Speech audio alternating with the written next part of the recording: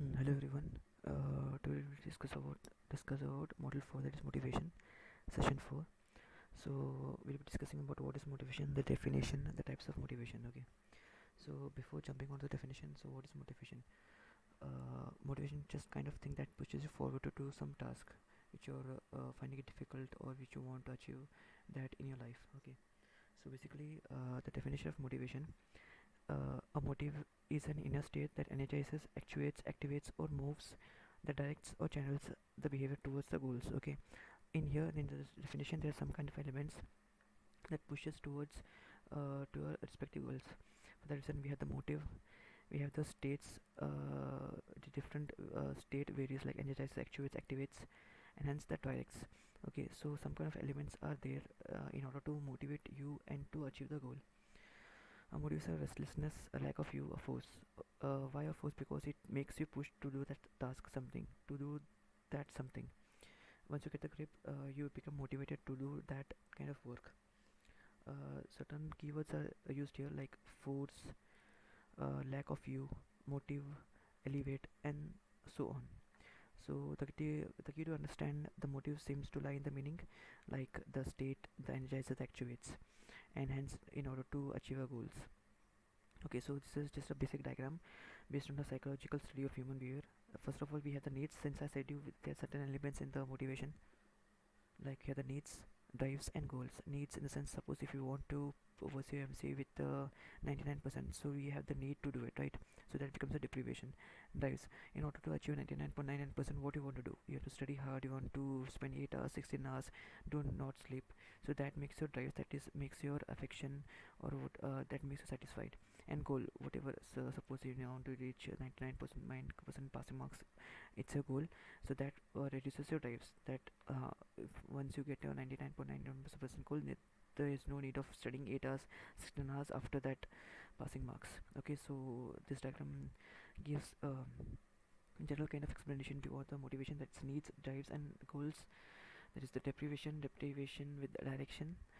Since I said you that 16 hours, 18 hours of study, and goals, reduction of time, it is reduction of your study time, it is 18 hours, 16 hours. So what are needs and what are drives? Needs, the best one definition of the word deficiency. Okay, if you need something, you have to gain to it. Okay, they say there's a saying, if you want something, you have to lose something.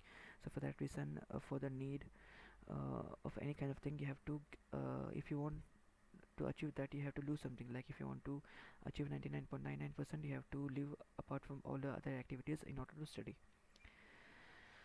um, Drives. So what is a drive? A drive can be simply defined as a deficiency with a direction. Since here's a deficiency, but here's a direction. It showing a direction. Study how many 18 hours. Study how many 8 hours. For that reason, this is the plan and this is the execution. So addition of this two becomes or results in your achievement of goals. At the end of the motivation cycle, a goal is reached. That is, a goal in the motivation cycle can be defined as anything that will elevate, that is make you push or provide a force, a need, and reduce it to the drive. You can see, and just I'm emphasizing the sentence, and reduce it to the drive.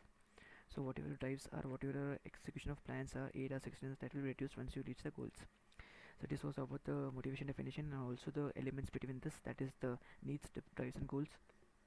So we'll jump on to the types of motivations. We have the primary motives, general motives, the competence motive, secondary motives, power motive, the achievement motive, affiliation motive, and status or prestige motive. So before jumping on this chapter, generally we were not having any types of motives. So psychologists have defined a couple of motives here. So the general motive in the sense, it's based on religious. Suppose a person is Hindu, okay, they have to fast based on their timings, based on in a single year. So that's the general motive that you cannot deny, you have to do it. So it has come from the religious perspective that you have to motive to fast. Fasting has some rules that you don't have to eat evening and morning, that kind of rules. So that becomes your motive in order to achieve a fast. For that becomes, that falls in the general category, that is the general motives. The competence motive. Before I explain the competence motive, so what is competence? Competence in the sense, you are perfect in some kind of field, some kind of way.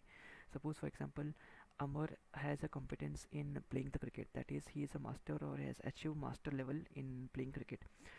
So how the competence motive comes into picture? Suppose if you have fallen by doing some task and you want to come up with a task and become perfect, so you set a motive, that is set a rules. Yes, I want to do it day by day, so practice make perfect.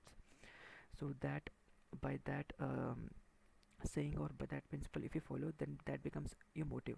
Day by day you improve, day by day you follow your motive, and day by day that your competence level increases, that is your master level increases. So that example comes in the under this competence motive. Okay, just an example. During this period, children cuts strings and venture into the world. That is, children learns. Children come to know what is the outside world, how to behave, how to not be misbehave. The experience of success and failures that youngsters come across during the critical period have a lasting impact on the intensity of their competence motive. Okay, suppose if a boy has failed to pass in a subject, okay, then he comes to know how to study it, how to study for the next chance. So because of failure, the person comes to know how to, or he gets an experience on how to come over the failure. So this is the competence motive. Secondary motive. Secondary motive in the sense it's a simple, it's an optional. Suppose you go to college, then what is the secondary motive? Secondary motive in the sense you have to pay attention to the other activities like sports activities or your projects. Okay, that becomes a secondary motive. That's an optional. It depends upon the student whether he wants to be perfect or a full-fledged student, and he has to be perfect in those kind of activities. So power motive in the sense your need, you have to do it whether it's present in your body since birth. You can do it in a fluent way. Okay, some fundamental factor of our life to explain the power need, the need to manipulate others, or the drive of for superiority over others. Suppose some students are team lead by birth, they are natural speakers by birth. Okay, those kind of categories comes under power motive. If I make a student to speak in a class on the spot, then suppose if the student is natural speaker, then he has a motive predefined, and he also have a thought that suppose whenever somebody calls me on the stage, I have to speak, which how to speak. So he has set all the rules, their motivation previously. For that reason, this power motive comes into picture. The power motive has significant implications for organizational leadership and behavior, and for the informal political aspects of organization, and emerged as one of the most important dynamics in study of the organizational behavior.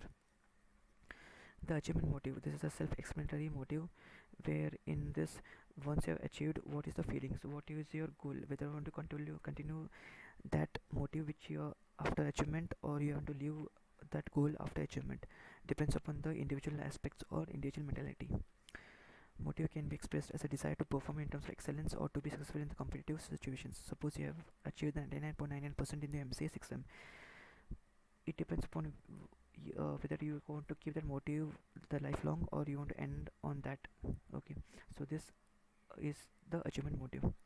The affiliation motive, through very complex, plays a very vital role in human behavior, is equated with social motive or group dynamics. Okay, the importance of motive is that it depends on behavior of organization participants. Clear. Employee in the employee measurement, the MD, that is the managing director, ranks employee based on their task completed. Suppose Amar completes the task in 5 days, but George completes the task in 2 days. Okay, so George's motivation is strong, that is affiliated to his desires, but he has kept his work priority on highest priority. For that reason, the MD comes to know that George is better than Amar in completing the task. For that reason, the MD provides the ranks based on your motive they have kept. For that reason, the affiliation motive comes into picture. You have to plan out whatever the works are, whether I have to complete this work in 2 days and leave all my entertainment aside. So that becomes your motive in a strong manner. So that motive has a type known as the affiliation type. The affiliation motive is an important part of your group dynamics. Group dynamics, why employees? Because it comes into a larger, broader perspective, not an individual, but in the case of group.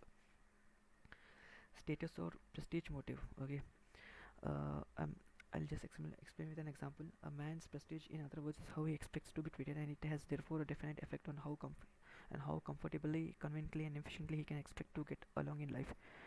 Prestige is conferred by the society, not elected by an individual to suit his taste.